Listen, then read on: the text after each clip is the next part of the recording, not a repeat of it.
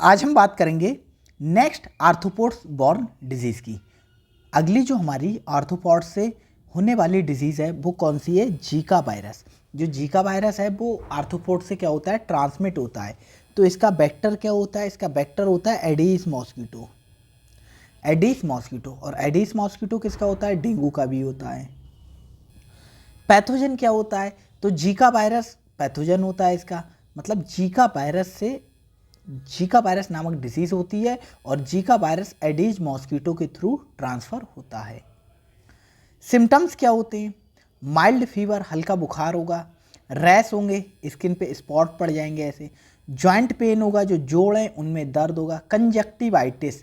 तो कंजक्टिवाइटिस क्या होती है? कंजक्टाइवा कहाँ होती है? आँख में होती है, आई में होती है कंजक्टाइवा, ठीक है। तो उसका इन्फ्लेमेशन हो जाएगा तो उसे बोलेंगे conjunctivitis. In pregnant women birth defect cause करता है, मतलब जो बच्चा होगा, प्रेग्नेंट वुमेन है तो उसका जो फीटस होगा उसमें कुछ एबनॉर्मलिटी होंगी। कंट्रोल कैसे कर सकते हैं इसे? हम मॉस्किटो को कंट्रोल करके इसे इरेडिकेट कर सकते हैं, जैसे इलिमिनेट ब्रीडिंग साइट्स। जहाँ पर जो मच्छर होता है पनपते हैं उस जगह को हम इरेडिकेट करते हैं, ख़त्म करते हैं। रिड्यूस्ड एडल्ट मॉस्किटो पॉपुलेशन, जो एडल्ट मॉस्किटो उनकी पॉपुलेशन को हम ख़त्म करते हैं इंसेक्टिसाइड्स वगैरह होते हैं इनसे, इनका छिड़काव करके। पर्सनल प्रोटेक्शन, जैसे मॉस्किटो रिपेलेंट्स का यूज करें, ठीक है, नेट्स और प्रोटेक्टिव क्लॉथिंग का यूज करके। पब्लिक हेल्थ मेजर्स, तो advising pregnant women to avoid travel to the area with Zika virus transmission. तो जो प्रेग्नेंट वुमेन्स हैं उनको क्या करेंगे? उनको एडवाइस करेंगे, उनको बताएंगे कि आप ऐसे एरिया में ट्रैवल मत करो जहां जीका वायरस का ट्रांसमिशन हो सकता है, जीका वायरस जहां पर फैला हुआ हो। हिंदी में आप पढ़ सकते हो।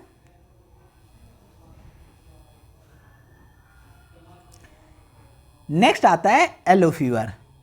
येलो फीवर, तो येलो फीवर का जो वेक्टर होता है वो क्या होता है? एडीज मॉस्किटो होता है और हिमेगोगस मॉस्किटो होता है। तो ये दो मॉस्किटो होते हैं, मेनली होता है एडीज इसका। पैथोजन क्या है? येलो फीवर वायरस पैथोजन होता है जिससे ये होता है। सिम्टम्स क्या होते हैं इसके? क्या लक्षण देखने को मिलते हैं? तो फीवर है, चिल्स है, हेडेक है, जॉन्डिस है, ब्लीडिंग। तो फीवर मतलब बुखार आएगा, ठंड लगेगी, सर दर्द करेगा। जॉन्डिस मतलब क्या होता है? पीलिया हो जाएगा, और ब्लीडिंग होगी मतलब खून निकलेगा। कंट्रोल कैसे कर सकते हैं इसे हम? तो जो येलो फीवर होती है उसकी वैक्सीन आती है, तो हम वैक्सीनेशन कर सकते हैं। Most effective preventive measure for the travellers, ऐसे एरिया जहाँ पर येलो फीवर मतलब बहुत ज़्यादा होता है, बहुत ज़्यादा येलो फीवर, ऐसा एरिया जहाँ पर येलो फीवर ज़्यादा होता है, तो अगर कोई व्यक्ति उस एरिया में घूमने जा रहा है तो क्या करना चाहिए? उस पर्सन को क्या वैक्सीनेट कर देना चाहिए, वैक्सीनेशन लगा देना चाहिए। मॉस्किटो को कंट्रोल करना चाहिए। पब्लिक अवेयरनेस, मतलब एजुकेट करना चाहिए कम्युनिटी को about the risk and preventive measure, मतलब पब्लिक को बताना चाहिए कि जीका वायरस का इन्फेक्शन ऐसे ऐसे फैलता है, तो आप थोड़ा मतलब अपने आप को इस एरिया से दूर रखें जहां पर ये इन्फेक्शन हो सकता है।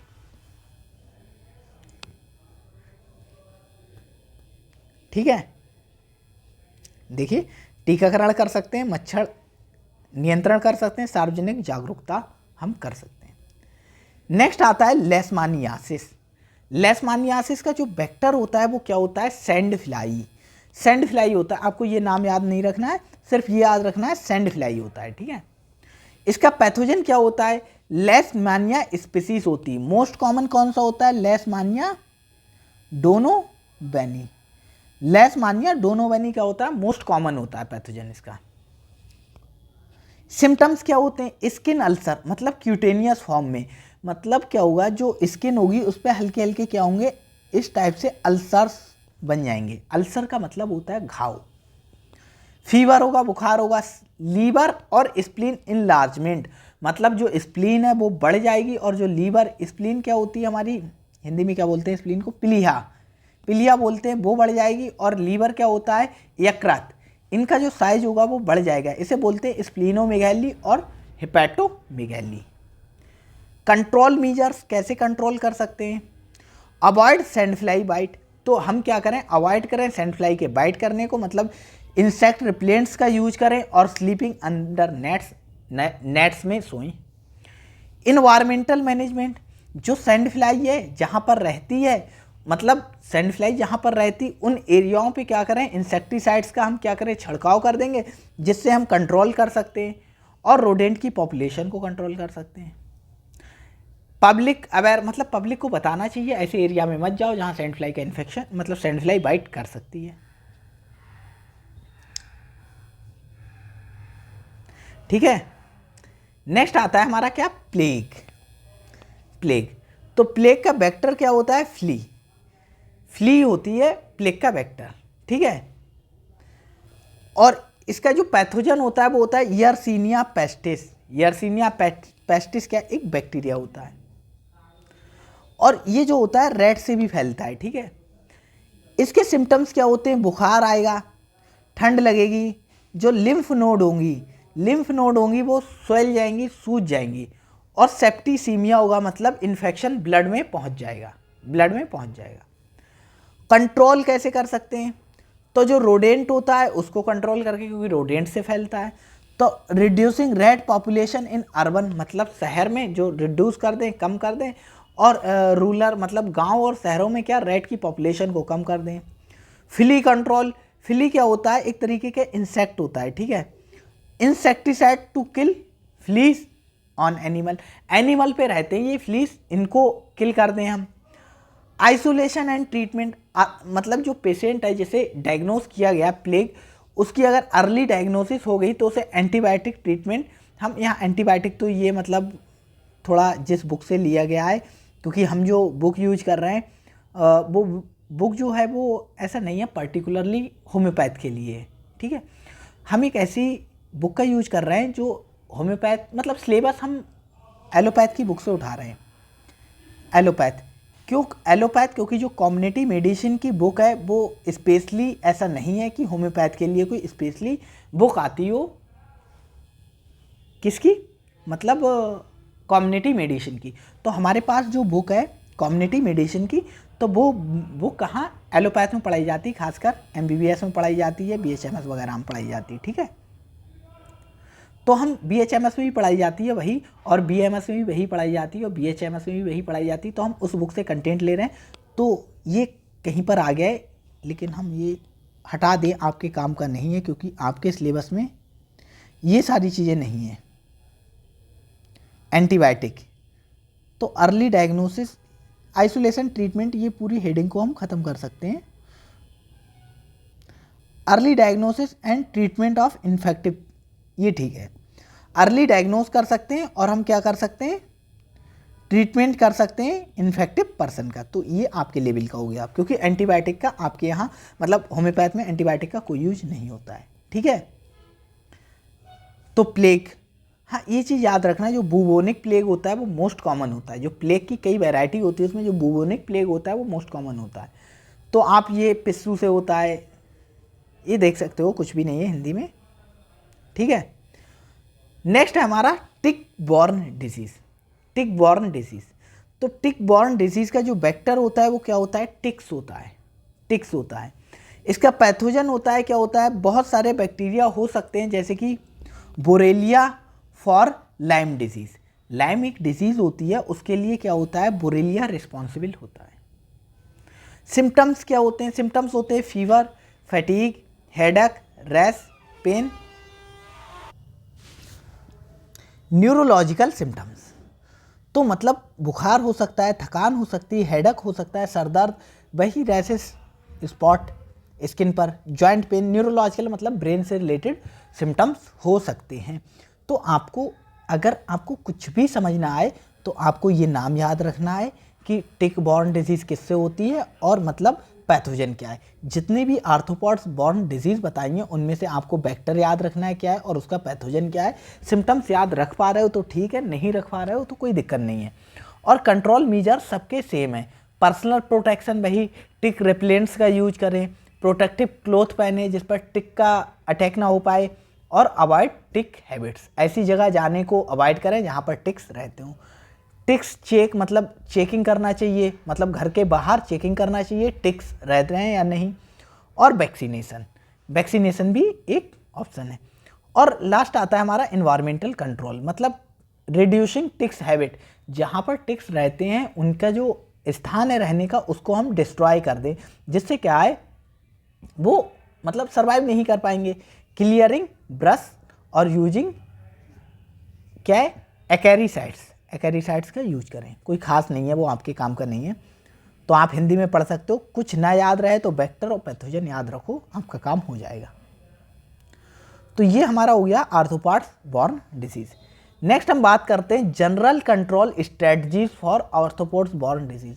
जो आर्थ्रोपॉड्स बॉर्न डिजीज है उनको हम कैसे रोक सकते हैं या उनको कैसे नियंत्रित कर सकते हैं। तो सबसे पहले आर्थ्रोपॉड्स का मतलब होता है इंसेक्ट से फैलने वाली डिजीज, मोस्टली इसमें इंसेक्ट से फैलने वाली डिजीज ही आती। तो हम क्या कर सकते हैं, इंसेक्ट को कंट्रोल कर लें या वेक्टर को कंट्रोल कर लें। तो उनकी जो ब्रीडिंग साइट्स है जहाँ पर वो क्या करते हैं प्रजनन करते हैं, जहाँ पर अपने नंबर को बढ़ाते हैं, उन साइट को हम एलिमिनेट कर दें, उन साइट्स को हम ख़त्म कर दें। जैसे ड्रेन और treat stagnant water where mosquito breed, ऐसा वाटर जो रुका हुआ है तो उसको हम निकाल दें या साफ़ कर दें जिससे मॉस्किटो वहाँ पर ब्रीड ना कर पाएँ। इंसेक्टिसाइड्स का यूज करें जिससे किल हो जाएं जो लार्वा होते हैं मॉस्किटो के, और इंसेक्ट्स के जो लार्वा होते हैं वो मर जाएं और जो एडल्ट इंसेक्ट्स होते हैं वो भी मर जाएं। बायोलॉजिकल कंट्रोल मतलब इंट्रोड्यूस नेचुरल प्रीडेटर्स, मतलब नेचुरल प्रीडेटर्स का मतलब ये होता है कि जैसे मतलब कोई भी ऐसा इंसेक्ट है, जैसे हम आपको बताएं जैसे क्या होता है जो हमारा एडीज मॉस्किटो होता है, ठीक है, एडीज मॉस्किटो होता है। तो इस मॉस्किटो को कौन खाता है, इसको खाता है एक फिश होती है, ठीक है, गैम्बूशिया, आपके काम का नहीं है बस बता रहे हैं, गैम्बूशिया। तो गैम्बूशिया क्या है, एक नेचुरल प्रीडेटर है इसका, मतलब गैम्बूशिया जिस पानी में एडिस मॉस्किटो ग्रो कर रहा है उस पानी में अगर गैम्बूशिया फिश को छोड़ दोगे तो इस मॉस्किटो के लार्वा को ये खा जाएगा, ख़त्म हो जाएगा। तो यही होते फिश डेट ईट मॉस्किटो लार्वा, तो कौन सा है, गैम्बूशिया, ठीक है, हिंदी में पढ़ सकते हो। तो हमने वेक्टर कंट्रोल एक देख लिया, ठीक, वेक्टर को कंट्रोल करके हम आर्थ्रोपॉड्स बॉर्न डिजीज को क्या करते हैं, कंट्रोल कर सकते हैं। नेक्स्ट है पर्सनल प्रोटेक्शन, मतलब खुद को प्रोटेक्ट करें। इंसेक्ट रिपेलेंट्स का यूज करें, मतलब ऐसे स्प्रेस और क्रीम का यूज करें जिससे तुम्हारी स्किन पर इंसेक्ट बाइट ना कर पाएँ। प्रोटेक्टिव क्लोथ, जो क्लोथ है वो लॉन्ग स्लीव के पहने, ऐसा नहीं है कि आपने छोटे कपड़े पहन लिए जिससे क्या होगा मॉस्किटो बाइट करने का खतरा बढ़ जाएगा। यूज बेड नेट्स, मतलब जो नेट्स होती हैं उनका यूज करें, ये सब पता है, इसमें कोई भी खास नहीं है, आप सब जानते हो। पब्लिक हेल्थ कैंपेन, तो इसमें क्या है, इसमें वही है कि पब्लिक को आपको कम्युनिकेट करना होगा, उसको बताना होगा कि मतलब इंसेक्ट से आप कैसे बच सकते हो, इंसेक्ट बॉर्न डिजीज से कैसे बच सकते हो, और जो मतलब मॉस्किटो होते हैं उनको कैसे दूर कर सकते हो या कैसे मार सकते हो, इन सारी चीज़ों के बारे में जो पब्लिक है उसको अवेयर करना है। तो ये हमारा हो गया क्या, आर्थ्रोपॉड्स बॉर्न डिजीज हो गई, ठीक है। नेक्स्ट हम बात करते हैं rodent borne disease. Rodent borne disease का मतलब है जो किससे फैलती हैं, रोडेंट मतलब रैट वगैरह से फैलती हैं, ठीक है, रैट वगैरह। तो इसमें हमारी प्लेग हमने ऊपर भी पढ़ी है, जो किससे होती है, फिलिया नाम के एक इंसेक्ट होता है उससे फैलती है, ठीक है, और ये रैट से भी फैलती है, रैट से भी फैलती है, ठीक है। तो इसका वेक्टर क्या होता है, एक फ्ली होती है that infects rats, other rodents भी होते हैं। तो ऐसी फ्ली होती है जो इन्फेस्ट करती है रैट्स को, मतलब रैट्स के ऊपर रहती है एक तरीके से हम ये कहें, ठीक है। और क्या है, अदर रोडेंट्स और चूहे भी हो सकते हैं। पैथोजन क्या होता है, यर्सीनिया पेस्टिस, बैक्टीरियम, और ये सारी चीज़ पढ़ा दी है हमने, कुछ भी पढ़ेंगे नहीं। कंट्रोल मेजर्स भी हम पढ़ चुके हैं। पिस्सो जो चूहे अन्य कृंतकों में रहते हैं वही बताया है, ठीक है, पिस्सो से होता है। और पिस्से क्या होते हैं, इंसेक्ट होते हैं, इंसेक्ट होते हैं, ठीक है, पिस्सू। नेक्स्ट हम बात करते हैं किसकी, लेप्टोस्पाइरोसिस की। तो लेप्टोस्पाइरोसिस का जो वेक्टर होता है वो क्या होता है, रोडेंट यूरिन, जो रोडेंट होता है उसकी यूरिन से फैलता है, रोडेंट यूरिन से फैलता है। पैथोजन क्या होता है इसका, लेप्टोस्पाइरा इसका पैथोजन होता है, जो क्या होता है एक बैक्टीरिया होता है। इसका कांटेक्ट क्या होता है, जैसे रोडेंट है, रोडेंट ने यूरिन पास कर दी पानी में, कहीं पर पानी है थोड़ा बहुत, उस पानी में रोडेंट ने यूरिन पास कर दी। अब यूरिन पास कर दी, अब उस यूरिन से क्या हुआ, वो वाटर कंटामिनेटेड हो गया। अब उस वाटर के कांटेक्ट में अगर कोई ह्यूमन बीइंग आएगा तो उसे डिजीज होने के चांसेस रहेंगे। तो ट्रांसमिशन होता है कांटेक्ट विद वाटर, मतलब जो भी बताया वाटर के कांटेक्ट में आने से, सॉइल मतलब उस सॉइल पर होगी वहाँ, और food contaminated by urine of infected rodents, जो इन्फेक्टेड रोडेंट्स होते हैं अगर वो यूरिनेशन कर जाएं, तुम्हारे फूड जहाँ रखा है, फूड खाने आए और यूरिन पास कर गए, जिससे भी तुम्हारी बॉडी के अंदर वो पहुँच सकता है फूड के थ्रू। सिम्टम्स क्या होते हैं, बुखार आएगा, सर दर्द होगा, मसल्स पेन होंगी, वॉमिटिंग होगा और पीलिया होगी भाई, किडनी और liver damage in severe cases. तो आपको ये मतलब सिम्टम्स खास याद नहीं रखने हैं किसी के, बस 2-4 के सिम्टम्स जिनके यूनिक हैं वो याद रखना है। कंट्रोल कैसे कर सकते हैं हम, रोडेंट को कंट्रोल कर दें, ठीक है, bearing protective cloth and gloves when handling water और soil areas where rodent are present. ऐसा एरिया जहाँ रोडेंट प्रेजेंट हो, ऐसा एरिया जहाँ रोडेंट प्रेजेंट हो, ठीक है, उस एरिया पे अगर तुम्हें काम करना है तो प्रॉपर क्लोथ पहनो और प्रॉपर ग्लव्स पहनो और उसके बाद हैंडलिंग करो उस वाटर की। तो हमारा ये क्या है, लेप्टोस्पाइरोसिस हो गया। पढ़ सकते हो आप हिंदी में आराम से, ठीक है। उसके बाद हम बात करते हैं रेड बाइट्स की, रेड बाइट फीवर की। तो इसका वेक्टर क्या होता है, ये रेड के बाइट होने से फैल सकता है। कुछ स्क्रैचेस होते हैं, तो स्क्रैचेस के बारे में आपको कुछ जानना नहीं है। Sometimes handling infective rodent, infective rodent को हैंडल करते टाइम ये फैल सकता है, मतलब उनको इरेडिकेट वगैरह करना है, हटाना है वहाँ से, उससे फैल सकता है। पैथोजन क्या होता है इसका, स्ट्रेप्टोबैसिलस मोनलीफॉर्मिस एक बैक्टीरिया होता है, या हम ये बोलें स्पाइरिलम माइनस, ये बैक्टीरिया होता है, इसके थ्रू ये फैल सकता है। ट्रांसमिशन होता है direct contact with infected rodent, जो इन्फेक्टेड रोडेंट है उनके डायरेक्ट कांटेक्ट में आने से ये फैल सकता है, मतलब आप मतलब उससे टच हो गए या उसने आपको कट कर लिया, इस तरीके से फैल सकता है, उनकी सैलाइवा से या उनके काटने से, ठीक है। सिम्टम्स क्या होते हैं, कुछ खास नहीं, फीवर, रैश, जॉइंट पेन, वही सेप्सिस वगैरह, कोई काम।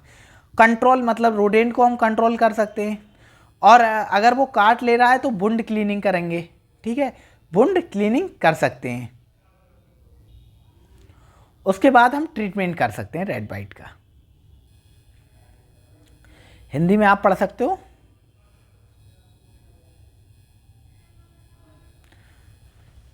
नेक्स्ट हमारा आता है general control measure for rodent borne disease. Rodent borne disease को हम कैसे कंट्रोल कर सकते हैं, तो हम एक क्या कर सकते हैं, रोडेंट को ही कंट्रोल कर लें। जैसे सीलिंग एंट्री पॉइंट, जहाँ से घर के अंदर रोडेंट्स आते हैं उन पॉइंट को ही हम सील करते हैं, जिससे बाहर से अंदर रोडेंट ना आ पाए। क्लोज क्रैक्स और holes in the building to prevent rodent from entering, enter करने से हम प्रिवेंट कर दें। Sanitation, keeping home, workplace and food storage areas clean and free of food scraps that attract rodent, मतलब जो मतलब food होता है उसके टुकड़े वगैरह हैं उनको मतलब कहीं पर भी ना रखें, जिससे क्या हो वहाँ पर जो रोडेंट है वो ना आ पाए, वो ना आ पाए।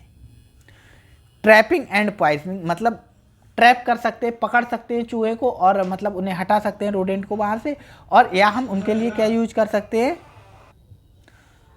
हम यूज कर सकते हैं मतलब पॉइजन दे सकते हैं उसे, कोई भी मतलब पॉइजन देकर उसे मार सकते हैं। इन्वायरमेंटल मैनेजमेंट हम कर सकते हैं, तो इसमें क्या है, जो वेस्ट होता है घर का उसको मैनेज कर सकते हैं, जिससे क्या है कि वेस्ट को खाने के लिए क्या रोडेंट ना आए।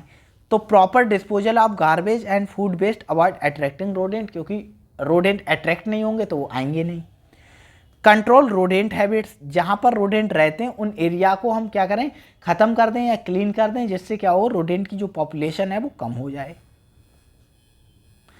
पर्सनल प्रोटेक्शन, पर्सनल प्रोटेक्शन में वही आपको प्रोटेक्टिव क्लॉथ पहनना है जिससे रैट बाइट ना कर पाए या रैट की सैलाइवा आपके ऊपर ना आ पाए। Avoiding direct contact with rodent and their excreta, direct rodent के कांटेक्ट में ना आए और ना ही उनका जो एक्सक्रीटा होता है, उनका जो मल होता है, उसके कांटेक्ट में आए, जिससे आपको डिजीज नहीं होगी। नेक्स्ट है हेल्थ मेजर्स। तो हम क्या कर सकते हैं, वैक्सीनेशन कर सकते हैं।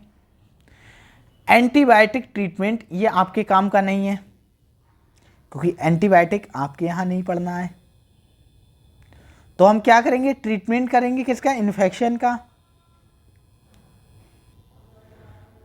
Treatment for infection such as plague, leptospirosis और टुलेरेमिया, एक डिजीज टुलेरेमिया भी होती है। उन सारी चीज़ों का क्या करना है, हमें क्या करना है, मैनेजमेंट करना है या ट्रीटमेंट करना है। तो आज की वीडियो में इतना ही था। छोटी वीडियो है लेकिन कंप्लीट हो गया तो कुछ कर नहीं सकते। और जितना पढ़ाया गया है, अगर आपको कुछ भी याद ना रहे, देखो जो कंट्रोल मेजर है उसमें सब सेम ही है, कुछ भी खास है नहीं उसमें, कंट्रोल कैसे करना है चीज़ों को। और अगर आपको इसमें कुछ ना याद रहे तो आपको पैथोजन याद रखना है, किस पैथोजन से हो रही है ये डिजीज़। पहला चीज़ पैथोजन और दूसरी चीज़ इसका वेक्टर क्या है। बस अगर दो चीज़ आप याद रखोगे तो आपका काम हो गया, ठीक है। नेक्स्ट लेक्चर में इससे रिलेटेड हम सिर्फ और सिर्फ एमसीक्यूज़ की बात करेंगे, कोई थ्योरी नहीं पढ़ाएंगे। नेक्स्ट लेक्चर में इस चैप्टर से रिलेटेड एमसीक्यूज़ की बात करेंगे। तो आज की वीडियो में इतना ही था। Thank you.